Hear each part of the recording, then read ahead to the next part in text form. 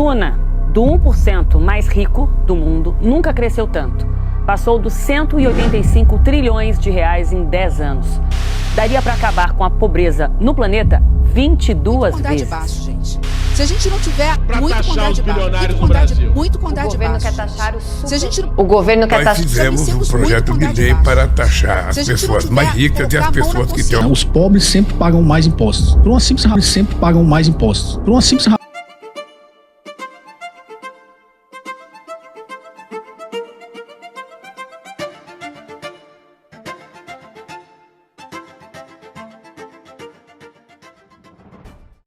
Moro em um país tropical abençoado por Deus e bonito por natureza. Uma terra de riquezas infinitas, de um povo trabalhador, resiliente e muito criativo. Mas nesse reino das maravilhas vive um rei cruel e insaciável. Ele não usa coroa, mas é seguido por 513 cavaleiros, 81 feiticeiros e 11 justiceiros do Apocalipse.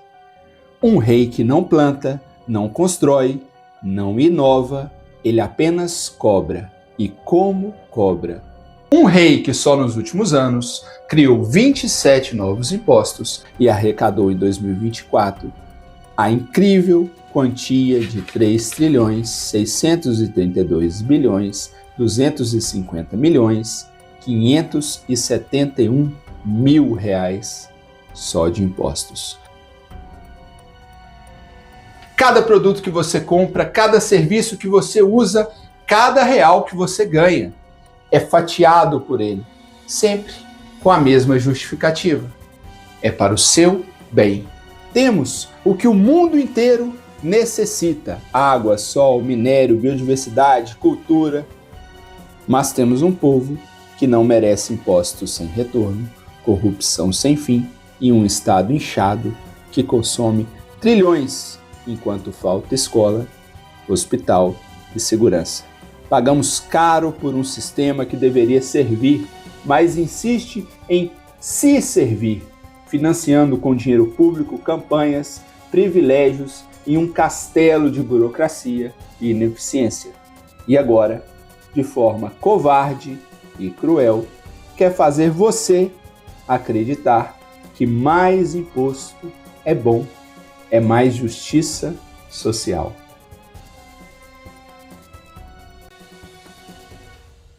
E quando as contas do rei não fecham, quando o desperdício estoura os cofres públicos e estatais, o que ele faz? Ele aponta um único vilão, um vilão perfeito, um vilão inquestionável, que atrai inveja e simplifica muito o debate, apresentando a vocês o vilão, os super ricos.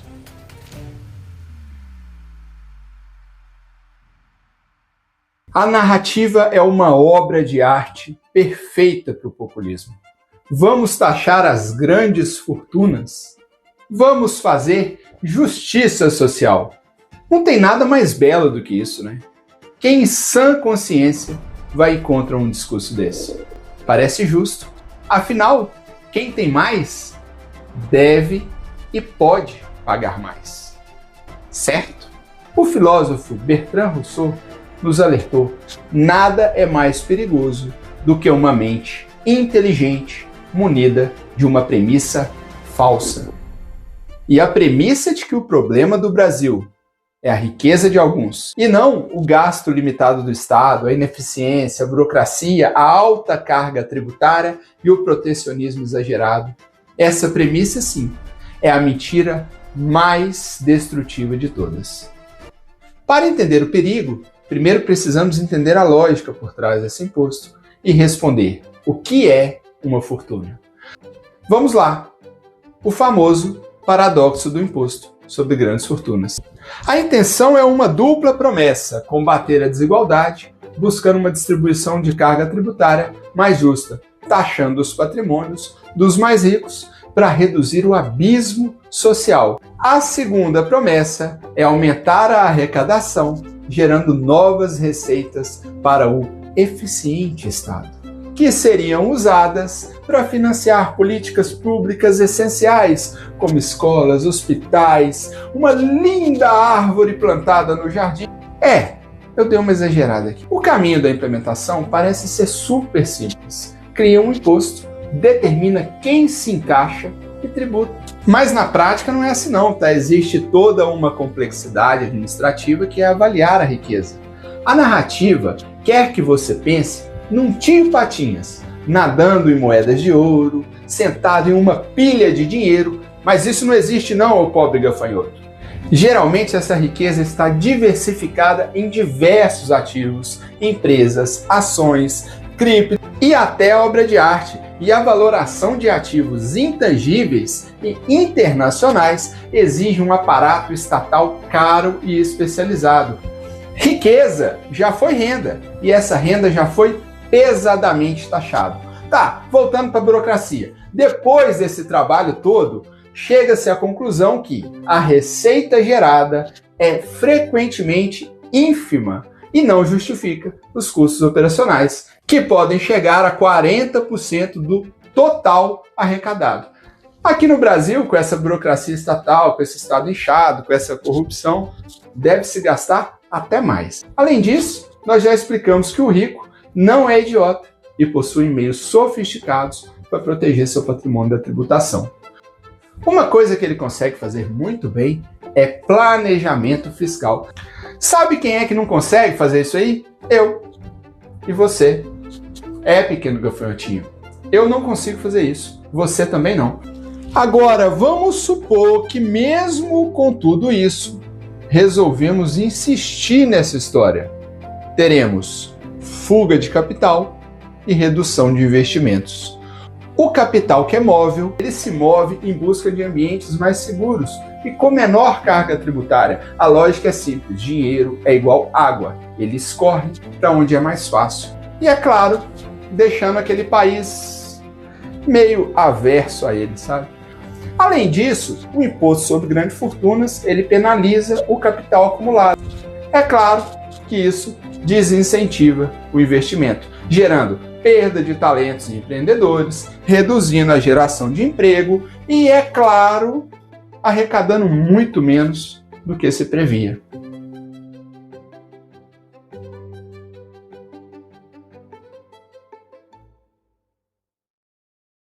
E se a lógica não te convence, a história grita. O mundo já foi um laboratório dessa ideia. Diversos países no mundo já tentaram implementar o imposto sobre grandes fortunas e acabaram por revogá-lo ao contestar seus efeitos adversos. Nos anos 90, 12 países membros da OCDE tinham um imposto. Hoje, apenas 3. Por quê? Porque eles viram o desastre com os próprios olhos. A arrecadação real constantemente decepcionou as expectativas, enquanto os prejuízos econômicos se acumulavam. 3 são as principais causas sobre o abandono do imposto sobre grandes fortunas. Tinha baixa arrecadação, porque na teoria o imposto arrecadaria bilhões. Na prática, quase nada.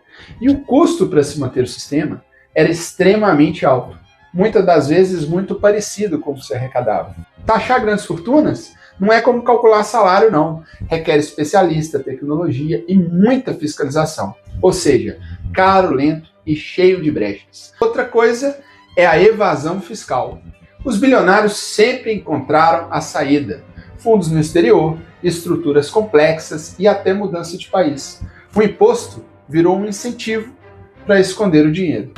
Quarta situação extremamente danosa para isso aí, é a saída de capital e empresas. França, Suécia, Holanda, todos viram o mesmo fenômeno. Ricos indo embora, investimentos evaporando, empregos sendo cortados. A França tentou por 36 anos. O resultado, uma hemorragia de capital, e estima-se que mais de 100 bilhões de euros deixaram o país. A arrecadação era tão irrelevante que o próprio presidente Macron, social-democrata, admitiu o erro e aboliu o imposto.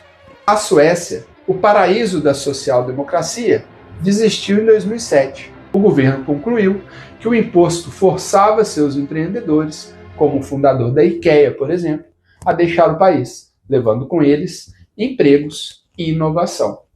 E se os exemplos dos europeus parecem muito distantes, vamos olhar para o nosso velho e bom vizinho? Em 2020, a Argentina, em meio a uma crise, implementou o aporte solidário. É sempre um nome bonito para o imposto sobre grandes fortunas.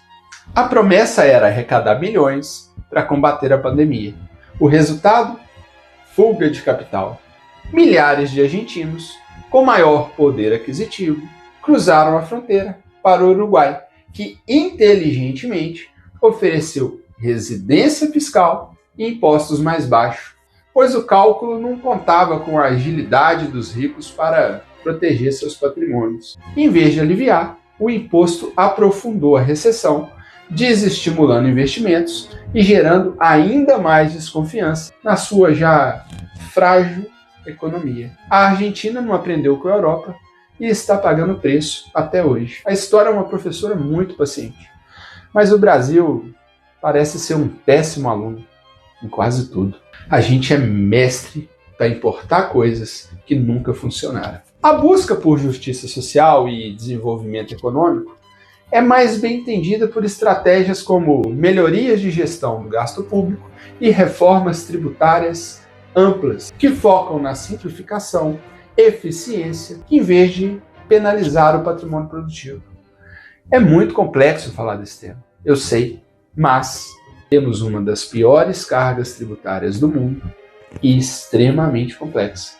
Tá, então, se taxar os ricos talvez não funcione, onde é que está o problema? Talvez o problema não seja a falta de dinheiro, mas o excesso de ralos. Que tal a gente dar uma auditada nas contas do nosso rei?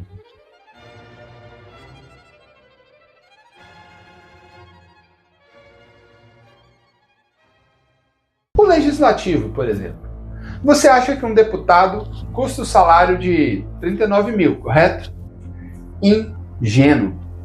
Soma-se aí 111 mil de assessores, 46 mil de cota parlamentar e, é claro, auxílio moradia de mais de 4 mil reais. Isso se ele não quiser usar o desconfortável imóvel funcional. O custo anual estimado gira em torno de 2,6 a 3 milhões por cabeça, com 513 deputados, mais de 1,5 bilhão por ano. Adicionando aos nossos 81 excelentíssimos senadores, com custo estimado de 4 a 5 milhões por cabeça ano, temos mais de 400 milhões anuais. Agora, se falássemos de toda a estrutura por trás de cada deputado e senador, só em 2025, para você ter uma ideia, o orçamento total aprovado foi de, pasmo, 16,3 bilhões de reais. Dividindo isso por 594 parlamentares, o custo total do político ultrapassa 27,4 milhões por ano. E detalhe, esse ano de 2025 já foi aprovado o aumento do número de deputados, de 513 para 531. Esse aumento de apenas 18 deputados aumentará as contas do rei em 500 milhões ano. O que é muito curioso, já que o rei está precisando de dinheiro, né? Somando isso ao fundo partidário, que só para 2024 foi fixado em 1,2 bilhão, e ao fundo eleitoral de 4,96 bilhões, que é destinado exclusivamente para as campanhas, somando tudo isso, temos a incrível quantia de 23 bilhões aproximadamente. A título de comparação, o custo estimado do Legislativo Federal e os fundos equivaleriam a cerca de aproximadamente 12,5% do orçamento do Ministério da Educação, da Pátria Educadora. Seria maior que os 12,8 bilhões do Ministério da Ciência e Tecnologia e 6 vezes maior do que o orçamento do meio ambiente e das mudanças climáticas, nesse país tão preocupado com o clima e o meio ambiente. E é superior ao orçamento de ministérios da comunicação, cultura, igualdade racial, mulheres, direitos humanos, cada um com menos de 6 bilhões de orçamento. Infelizmente, é o legislativo mais caro do planeta. E não somos o país mais rico do planeta para bancar tudo isso não, tá? E o judiciário? O nosso custa 1,4% do PIB. Só para se ter uma ideia, a média mundial é 0,3%. Nós gastamos 5 vezes mais que o resto do planeta para manter a nossa eficiente justiça. Até que o vídeo tá bom. Mas precisa falar do judiciário, não faz isso com a gente não, corta essa parte do vídeo. Fala só dos políticos, não coloca o judiciário no meio não, por favor, tô te pedindo, eu nunca te pedi nada. Ai. E aí você me pergunta, como se gasta tanto?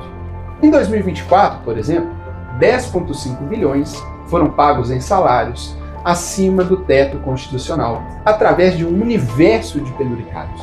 E mais de 3 bilhões em pagamentos retroativos, que o próprio sistema admite não ter controle.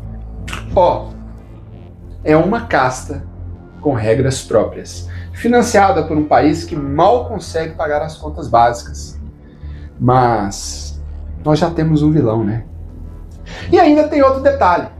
Só em 2024, por exemplo, as estatais federais registraram o pior déficit da história.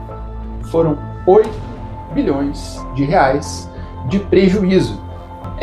Mas estatal não dá prejuízo, né? Porque nós cobrimos o rombo. Um dinheiro que saiu do seu bolso para cobrir a ineficiência estatal. Tem um economista, Milton Friedman, resumiu a ineficiência do Estado de forma genial. Ele diz assim, que tem 4 formas de gastar dinheiro. Você gasta seu próprio dinheiro com você mesmo. Aqui você busca o máximo de valor pelo menor preço. 2. Gastar o seu dinheiro com outra pessoa. Com um amigo, por exemplo. Você ainda se preocupa com o custo. 3. Gastar o dinheiro de outra pessoa com você mesmo. Quando você faz aquela viagenzinha pela empresa, sabe? Você não se importa muito com o custo. E 4. É a pior de todas elas. Você gasta o dinheiro de outra pessoa com uma terceira pessoa. E é exatamente isso que os políticos fazem.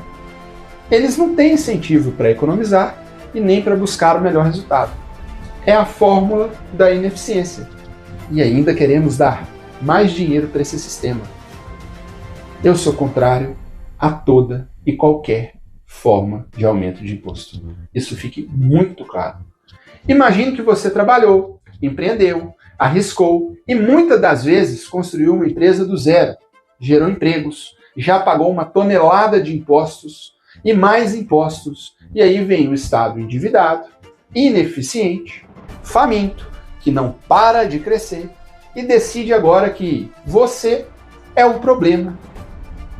Bem-vindo à lógica da tributação das grandes fortunas. E você pode até não gostar desse vídeo, tá? E eu te entendo. Nós já pagamos tributos demais. Lembra lá, no começo do vídeo. 3 trilhões, 620 bilhões. É dinheiro demais, gente. É dinheiro demais. Vamos seguir o dinheiro? Você recebe seu salário, o imposto de renda leva uma fatia, você decide não gastar, mas investir para o seu futuro. O imposto sobre rendimento de capitais leva outra fatia. Com o que sobra, você compra uma casa, o ITBI leva outra fatia, e todo ano o IPTU leva mais uma fatia, e se você morrer, o ITCMD leva uma fatia gigantesca. Nos confiscam em câmera lenta. O dinheiro que vai embora é o dinheiro que ficaria aqui, que financiaria startups, que abririam novas empresas, empresas que empregariam mais gente, empresas que comprariam ações de empresas na bolsa, pessoas que comprariam ações de empresas na bolsa. O capital que saiu poderia se transformar em crédito para o agricultor comprar um novo trator. Em suma, o capital que irriga a economia. Quando você força o dono de uma empresa a vender uma parte dela para pagar impostos, você não tira o dinheiro dele, você tira valor da empresa. A capacidade de investimento da empresa diminui, o crescimento para. E quem mais sofre? O trabalhador, que perde a chance de um emprego ou vê ameaçado pela natural desaceleração da economia de países protecionistas e com altas cargas tributárias. E o Brasil se encaixa nos dois. Mas é para proteger a nossa tão tecnológica indústria e a nossa eficiente justiça social.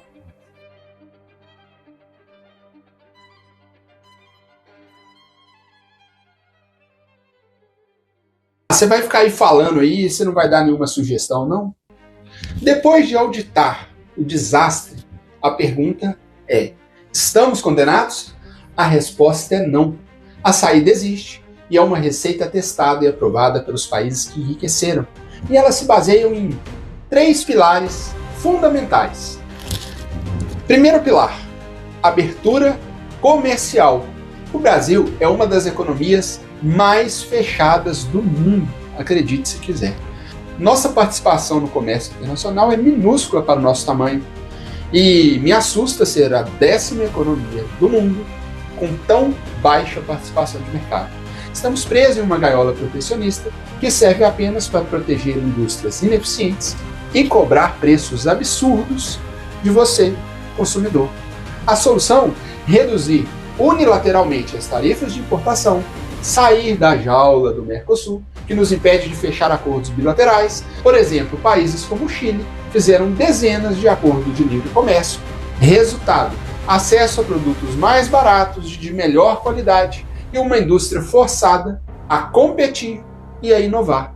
Uma nação rica não é a que vende mais, é a que tem acesso aos melhores produtos do mundo pelo menor preço. A riqueza está na capacidade de compra do seu povo.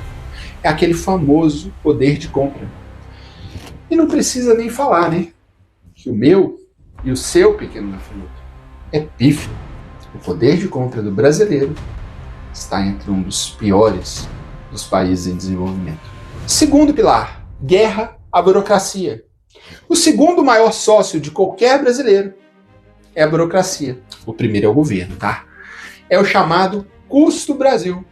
Estudos estimam que nossa teia de regras, licença e alvarás custam à economia, pasmem, 1,7 trilhões de reais por ano. É mais do que a fortuna de todos os bilionários brasileiros, perdida a cada 12 meses em papelada e tempo.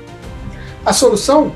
Simplificação radical, unificar impostos, digitalizar 100% dos serviços públicos e instituir a liberdade para trabalhar. Qualquer atividade de baixo risco pode ser isenta de alvará prévio. Por exemplo, se o cidadão quer abrir uma loja de software, ele não pode esperar 6 meses pela caneta de um burocrata atrás de uma mesa. Quer a prova disso? A Estônia, um ex-país soviético, se tornou uma potência digital, onde se abre uma empresa online em 18 minutos. A Nova Zelândia é um outro exemplo, que é consistentemente o melhor país do mundo para se fazer negócios. Menos burocracia significa mais empresas, menos corrupção e mais agilidade. E o terceiro e mais importante pilar: uma dieta de verdade para o Estado. O governo não precisa de mais receita, precisa de menos despesa. E a única forma de fazer isso é com coragem. A solução é dupla. Primeiro, uma reforma administrativa séria, que acabe com os privilégios, com os supersalários. Eu não estou falando de servidor público, policial, professor, eu estou falando de privilégios, de supersalários. Isso tem que acabar, de verdade. São gastos que escorrem pelo ralo. Segundo, privatizar o que for possível. O Estado não tem que administrar empresa de correio, petróleo, energia. Essas estatais, além de muitas vezes serem focos de corrupção e ineficiência, custaram 8 bilhões de reais em prejuízos, só em 2024. Vender essas empresas não só gera uma receita imediata para bater a dívida pública, como melhora os serviços através da competição, da inovação, da eficiência. Quem não se lembra de como era ter uma linha telefônica antes da privatização? Valia mais que um carro. No final, o Brasil se encontra na mesma encruzilhada. De um lado, o caminho que nos oferece o populismo, a inveja como política de Estado e o imposto sobre fortunas. O caminho que a Argentina seguiu, que a França abandonou e que a história já provou ser um atalho para a pobreza. Do outro lado, existe o caminho da responsabilidade, o caminho que acabamos de traçar, o caminho da abertura, da simplificação, da eficiência, um caminho que existe coragem para enfrentar os privilégios da corte e tratar o cidadão e o empreendedor como protagonistas, e não como servos e meros pagadores de impostos. A escolha não é só sobre taxar os ricos ou não taxar os ricos. A escolha é entre aumento de carga tributária ou redução de carga tributária e aumento de eficiência. A escolha é entre mais Estado ou mais sociedade, entre um passado de estagnação ou um futuro de prosperidade. O problema do Brasil não se resolve com mais impostos, resolve com mais liberdade, pois já temos uma das cargas tributárias mais altas do mundo. E eu vou repetir isso sistematicamente. A receita existe, falta coragem para aplicá-la, a escolha é nossa, e se gostou desse vídeo, compartilha com seu amigo, e se você não gostou, você compartilha com seu inimigo, vai? Eu sei que vai encher aqui de comentários, enfim, deixa pra lá, vai. Tchau e até a próxima.